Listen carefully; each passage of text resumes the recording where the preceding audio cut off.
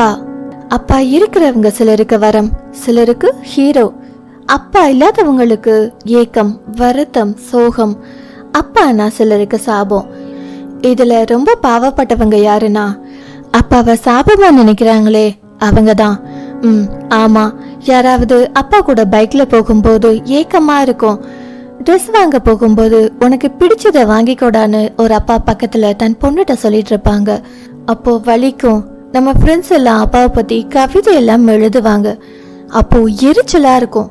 Friends குரூப்ல அப்பான்னு topic கொடுத்து எல்லாரும் பேசுவாங்க. செம்ம காண்டாகும். பொறாமப்பட தெரியாதவங்களுக்கும் பொறாமப்பட வைக்கிற உறவு அப்பா. அதுக்கு கண்டிப்பா கொடுத்து வச்சிருக்கணும். ஏன் புத்தரையே சொல்லுவாங்களே, அவர் ஒரு யோகியாவே இருந்தாலும் அவர் ஒரு நல்ல கணவரோ நல்ல அப்பாவோ இல்லைன்னு. எந்த உறவுக்குமே நம்ம கொடுக்கற மரியாதை அவங்க நடந்துக்கிறதுல தான் இருக்கு. அப்பாவா யாரை பிடிக்கும்னு கேட்டா என் கணவர்.